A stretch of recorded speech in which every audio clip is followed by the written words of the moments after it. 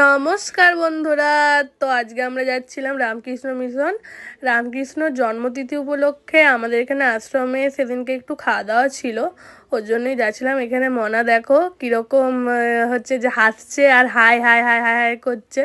তো এই যে আমাদের রামকৃষ্ণ মিশন মাঠ চলে এসেছি। প্রচুর ভিড় ছিল, প্রচুরই ভিড় ছিল, কারণ ওখানে আমাদের এখানকার সবাই প্রায় যায় ওখানে প্রসাদ খেতে।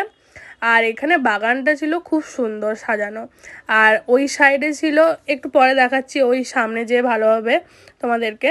তো এখানে আমরা খেতে বসে পড়েছি, দেখতেই পাচ্ছ কতটা ভিড় ছিল এখানে।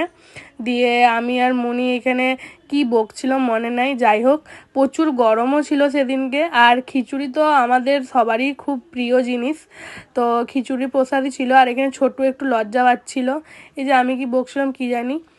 এই যে আমাদের খিচুড়ি প্রসাদ চলে এসছে আর মুনিরও চলে এসেছে। দিয়ে আমি বলছি মনা কি খাবে, ও বাবা দেখছি দুটো গাজর আর একটা মটরশুঁটি। দিয়ে আমি বললাম মুনিকে খেয়ে বল কেমন লাগছে।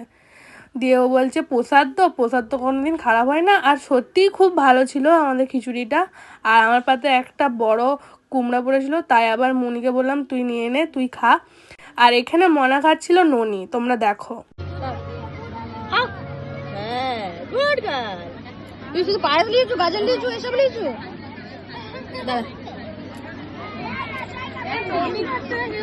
কি খাচ্ছো ননি?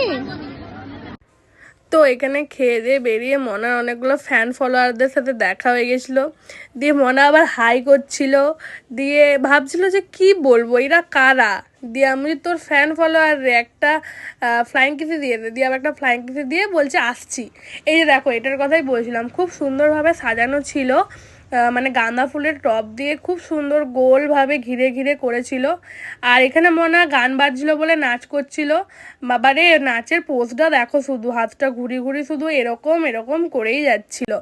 দিয়ে এই যে এইখানেই হচ্ছে যে রামকৃষ্ণদেব থাকে, আমাদের এখানে পুজো হয়, কিন্তু তখন বন্ধ হয়ে গেছিলো। আর এখানে মনার নাচটা দেখো।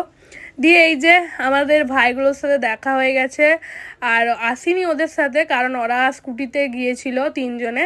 দিয়ে এই যে এখানে মনাকে ছোট নিয়ে একটু আদর করলো। আর এই যে আমাদের বিক্রম বেতাল দুজনে, একজন ঘাড়ে নিয়ে নিয়েছে তার জন্যে ওকে।